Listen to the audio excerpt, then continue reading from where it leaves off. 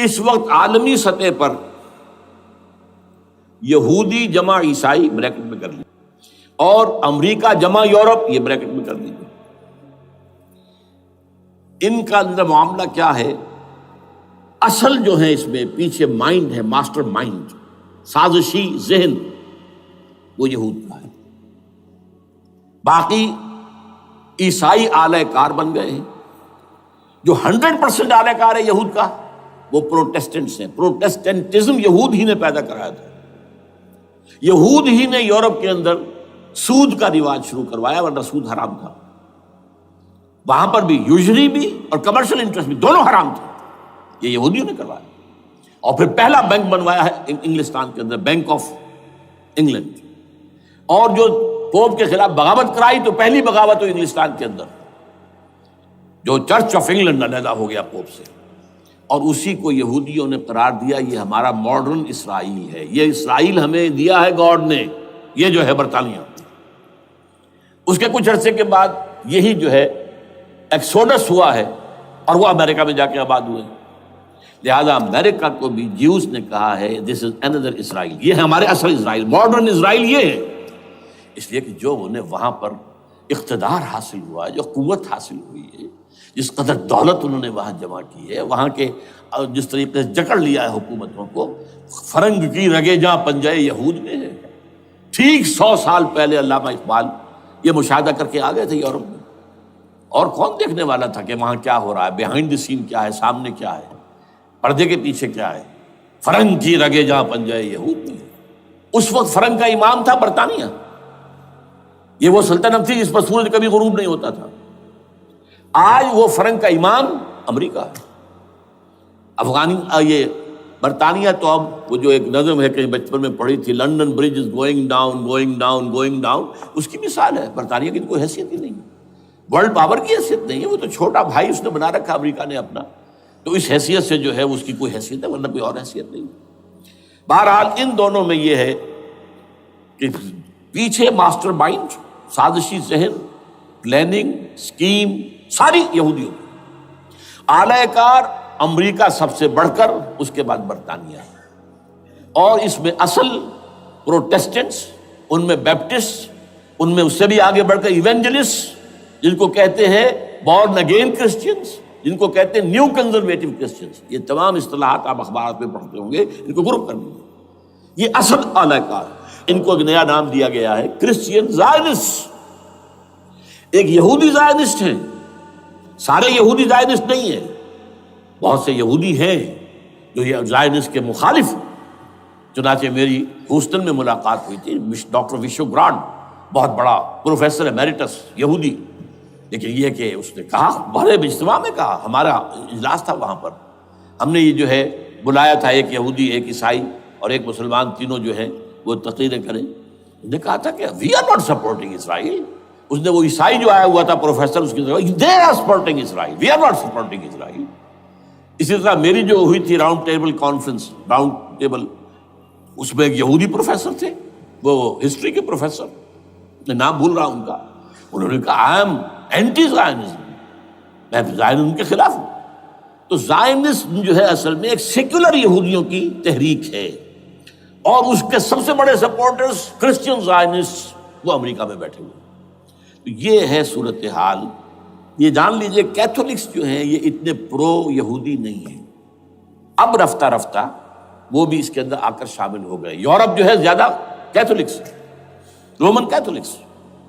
Roman Catholics کا یہ بھی آپ نے جملہ پڑھ سنا ہوگا کہ یہ جو ترکی جو ہے ہمارا ملک، یہ جو کوشش کرتا رہتا ہے گھسنے کی یورپین یونین کے اندر. تو ایک دفعہ جان شراق نے کہا تھا، بڑا پیارا جملہ تھا، Why doesn't Turkey understand that we are a Christian club؟ یہ ہماری جو یونین ہے یورپین، یہ تو کرسچین کلب ہے، وہ مسلمان ہے، وہ کس وجہ سے آنا چاہتا ہے اندر، کیوں تو خود داخل ہونا چاہتا ہے؟ Why doesn't Turkey understand that we are a Christian club؟ لیکن یہ ہے رومن کیتھولکس.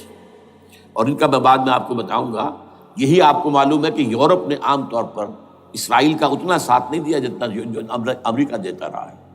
اور کسی درجے میں ان کے دلوں میں سافٹ کارنر جو ہے عرب فلسطینیوں کے لیے بھی رہا ہے. یہ معاملہ ایران کے بارے میں بھی رہا ہے. جس قدر اسٹرانگ ایکشن امریکہ لینا چاہتا ہے یہ جو ہے اس کے ساتھ نہیں ہے. تو یہ تھوڑا سا فرق ہے، وہ میں اس کا ایک بنیاد بعد میں بتا دوں گا آپ کو. بہرحال ان کا ایک جو ایجنڈا ہے وہ دو سمجھیے کہ دو اس کے نکات ہیں، دو رسیوں کے مانند یہ آپس میں بٹا ہوا ہے. پہلا، عالم اسلام کے مادی اور مالیاتی وسائل خصوصاً تیل پر قبضہ، یہ ان کا دنیاوی اعتبار سے، دولت کے اعتبار سے، وسائل کے اعتبار سے اس وقت کا ایجنڈا ہے. ویسے تو اس سے اوپر وہ چاہتے ہیں پوری دنیا پر، وہ تو بات کی بات ہے، لیکن ابھی نہ وہ روس کو چھیڑ رہے ہیں نہ چین کو چھیڑ رہے ہیں. چین تو ان کا سب سے بڑا جو ہے بزنس پارٹنر ہے، سب سے بڑا، اور چین کو رفتہ رفتہ وہ اپنی لائن پر لا رہے ہیں. اب تو صرف یہ کہ وہ ایک پارٹی گورنمنٹ وہاں رہ گئی ہے جو کہ کمیونزم کے دور کی یادگار ہے، باقی ان کی جو اکانومی ہے وہ تو آ چکی ہے اسی رخ کے اوپر جو یورپ کی ہے، مغرب کی ہے. نمبر دو ایجنڈا کیا ہے؟ دنیا میں کہیں بھی اسلام کے بحیثیت ایک نظام زندگی ظاہر ہونے کا کوئی موقع نہیں دینا. We have to nip the evil in the bud at any cost. یہ ان کے ایجنڈے کا دوسرا بڑا ہے. یہ دو ہے انٹرٹوائنڈ، جیسے آپ لڑیوں کو بٹ دے کر رسی بناتے ہیں، ایسے یہ دو لڑیے ہیں. اسلام کا پولیٹیکل سوشو اکنامک سسٹم کہیں نہ آ جائے دنیا میں، ہو نہ جائے آشکارا شر پیغمبر کہیں. یہ ابلیس نے کنکلوڈ کیا ہے، وہ جو ابلیس کی مجلس شورا ہے، ہو نہ جائے آشکارا شر پیغمبر، کہیں ایسا نہ ہو کہ پیغمبر کی شریعت دنیا کے سامنے آ جائے، پیغمبر کا نظام آ جائے. الحذر، آئین پیغمبر سے 100 بار الحذر. حافظ ناموس زن، مرد آزما مرد آفری، یہ معاشرتی نظام ہو گیا. موت کا پیغام ہر نوع غلامی کے لیے، نہ کوئی فخفور و خاکہ نہ گدائے رہنشی، یہ سیاسی نظام آ گیا. اور کرتا ہے دولت کو ہر آلودگی سے پاک و صاف، منعموں کو مال و دولت کا بناتا ہے امین. تم دولت کے امین و مالک نہیں ہو. اور اس سے بڑھ کر اور کیا فکر و عمل کا انقلاب، بادشاہوں کی نہیں اللہ کی ہے یہ زمین، ان الارض للہ. یہ نظام کہیں نہ آ جائے دنیا، یہ جس پہ کہ وہ خطرہ محسوس کر رہا تھا. اور اس کے بعد یہ کہتے ہیں، یہ تو تھا عصر حاضر کے تقاضے، لیکن یہ کہ صورتحال کیا ہے؟ ہو نہ جائے آشکارا شرع پیغمبر کہیں ہے. یہ معاملہ اس طرح رکھو کہ خود مومن ہے محروم یقین. یہ غنیمت ہے کہ خود مومن ہے محروم یقین. ہمیں اگر کوئی سہارا ملتا ہے تو اس سے کہ مومنوں کو بھی، نام نہاد مسلمانوں کو بھی اپنے اس نظام پر یقین نہیں. وہ نماز پر یقین رکھتے ہیں، روزے پر رکھتے ہیں، زکوٰۃ کو بھی دو بھی اللہ تعالیٰ جس کو توفیق دیتا ہے، حج کرتے ہیں، عمرے کرتے ہیں، یہ ہے سب. لیکن یہ کہ یہ غنیمت ہے، چشم عالم سے رہے یہ پوشیدہ یہ آئین تو خوب. وہ ابلیس کہتا ہے کہ یہ آئین چشم عالم سے پوشیدہ رہنا چاہیے. یہ غنیمت ہے کہ خود مومن ہے محروم یقین. ہمارے لیے جو ہے اگر کوئی سانس لینے کی جگہ ہے تو وہ یہ ہے، حوصلہ افزائی اگر ہے تو اس میں ہے کہ خود مومن محروم یقین ہے، اس کے سامنے وہ راستہ ہے ہی نہیں. اب لیجئے یہودیوں کے ایجنڈے کو میں تجزیہ کر رہا ہوں. سب سے پہلے world bank, IMF، globalization, TRIPS, ان تمام ہتھ کنڈوں کے ذریعے عالمی مالیاتی استعمار جو بظاہر امریکہ کا ہوگا حقیقت یہود کا ہوگا. یہودیوں کے نزدیک پوری نوع انسانی حیوانوں کے مانند ہے. They are not human beings. They are goyams. They are Gentiles. یہ انسانی شکل میں حیوان ہیں، اور جیسے حیوانوں کو ایکسپلائٹ کرنا، استعمال کرنا انسانوں کا حق ہے. گھوڑے کو آپ باندھتے رہے ہیں نا ٹانگے کے آگے، اور بیلوں سے آپ ہل جتواتے رہے ہیں، تو جیسے یہ حق ہے ایسے ہمارا حق ہے پوری دنیا کے جو ہے وسائل ان کو کھینچیں. ہاں جیسے گھوڑے اور بیل کو بھی کوئی نہ کوئی دانہ تو ڈالنا پڑتا ہے، چارہ تو دینا پڑتا ہے، تو ان کو بھی کچھ دو. یہ پوری نوع انسانی ورکرز بن کر رہ جائے، حیوان بن جائیں، بالکل شہوت کے غلام بنا دو انہیں.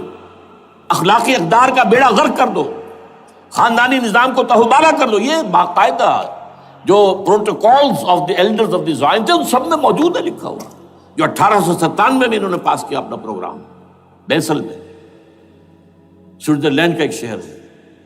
Protocols of the elders of the Zion. ان کو حیوان بنا دو، بس حیوانوں سے کام لیتے رہو. ہاں ان کی کمائی کا کچھ حصہ ان کے لیے چھوڑ دو، وہ بھی زندہ رہیں، وہ بھی آخر کام کیسے کریں گے، اور اصل جو ہے ملائی کھینچ دو اپنے اس نظام کے ذریعے سے. World bank, I M F, stock exchange, TRIPS, globalization, اس کے ذریعے سے عالمی مالیاتی استعمار. نمبر 2، ایک ہے ان کا ایجنڈا، یہ تو عالمی ہے. دوسرا ایجنڈا کیا ہے؟ وہ لوکل ہے. وہ کیا ہے؟ گریٹر اسرائیل کا قیام، جس میں مصر کا سارا زرخیز علاقہ شامل ہوگا، جو ڈیلٹا کا علاقہ کہلاتا ہے اس کا، جہاں کے اس وقت کے بادشاہ نے، حضرت یوسف علیہ السلام کے زمانے کے بادشاہ نے، وہ فرعونہ کے خاندان میں سے نہیں تھا، وہ عرب تھا. عربوں ہی سے کسی وقت کوئی قوم آئی تھی جو کہ مصر پر قابض ہو گئی تھی. اس نے حضرت یوسف کے خاندان کو لا کے وہاں آباد کیا. بہترین جشن کا علاقہ کہلاتا ہے، بہترین. وہ کہتے ہیں ہمارا ہے، ہم رہے وہاں پر کئی سو برس تک رہے. عراق ہمارا ہے، وہاں ہمیں قید میں رکھا گیا، نبوکدنضر لے گیا تھا. عرب کا شمالی حصہ جو ہمارا ہے، وہاں خیبر میں یہودی قلعے تھے، اور وہاں مدینے کے اندر جو ہے 3 قبیلے یہودی تھے جنہیں محمد نے صلی اللہ علیہ وسلم وہاں سے نکال باہر کیا تھا. یہ جارڈن وارڈن، یہ ترکی کا بھی کچھ حصہ ہمارا ہے، باقی پورا لبنان اور پورا فلسطین، یہ سب اس کے اوپر بنے گا ایک greater Israel. This is there local agenda. اور اس کے لیے ضروری ہے ایک بہت بڑی جنگ. ایسے آسانی سے نہیں ہو جائے گا. آرمگیڈون، جس کو حضور نے فرمایا الملحمۃ العظمیٰ، الملحمۃ الکبریٰ، بہت بڑی جنگ، جس کی خوفناکی اور تباہ ناکی کا اندازہ اس سے کیجیے. حضور فرماتے ہیں کہ اگر ایک باپ کے 100 بیٹے یا ایک دادا کے 100 پوتے ہوں گے تو ان میں سے 99 ختم ہو جائیں گے، ایک بچے گا. اور ایک جگہ فرماتے ہیں اتنی اموات ہوں گی، اتنی لاشیں ہوں گی کہ ایک نفاست پسند پرندہ جو ہے، جو گندگی پہ نہیں اترنا چاہتا. ایک تو ہے یہ کوے، چیلیں، گدھ، وہ تو گندگی ہی کی تلاش میں ہے مردار کھانے کے لیے، وہ تو لاشوں کو نوچ رہے ہوں گے. وہ پرندہ جو ہے نفاست پسند پرندہ، وہ نہیں اتر سکے گا، اڑتا اڑتا چلا جائے گا، لیکن لاشوں کا سلسلہ ختم نہیں ہوگا، یہاں تک کہ تھک ہار کر لاشوں پر گر جائے گا. یہ دور نہیں ہے، اس لیے کہ اس پر متفق ہیں یہودی بھی اور عیسائی. پروٹسٹنٹس، عیسائی اس کے اوپر پوری طرح متفق ہیں. آرمگیڈون، جسے آپ 3rd ورلڈ وار کہہ لیں، الملحمۃ العظمیٰ کہہ لیں، الملحمۃ الکبریٰ کہہ لیں حضور کے الفاظ میں، یہ آئے گی. اس کے نتیجے میں گریٹر اسرائیل بنے گا. نمبر 3، پھر بنے گا 3rd ٹیمپل، جو ٹائٹس نے گرا دیا تھا 70 میں، سن 70 عیسوی، جسے گرے ہوئے کتنا عرصہ ہو گیا؟ 2008. اندازہ کر لیجئے 1800 کتنے برس ہو چکے. وہ دوبارہ بنائیں گے 3rd ٹیمپل، اور اس کے لیے مسجد اقصیٰ کو گرائیں گے، اور ڈوم آف دی راک، قبۃ الصخرہ، وہاں لا کر پھر اس میں کنگ ڈیونز تھرون لا کے رکھا جائے گا. یہ بھی میرے علم میں پہلی مرتبہ اسی ٹرمپٹ کے اشارے سے آیا. وہ کیا ہے؟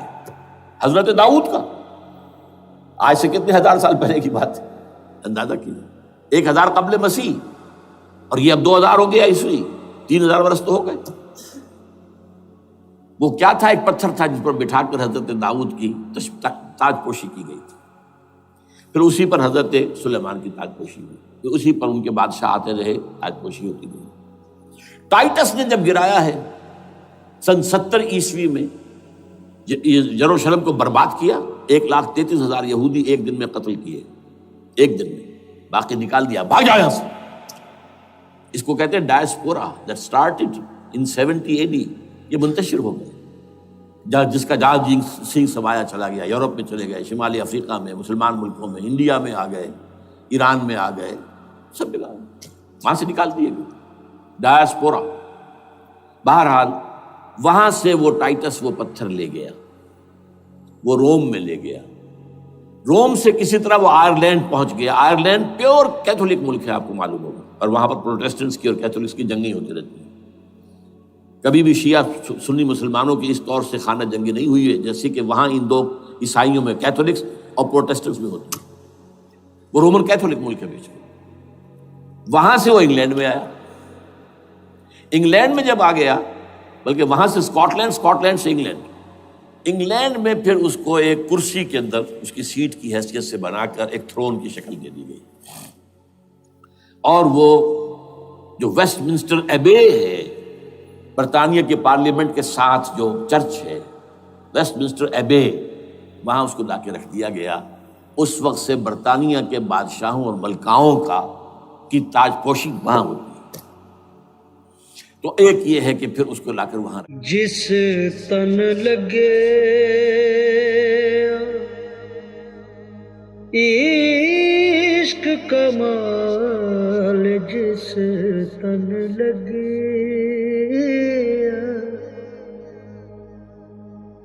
عشق کمال،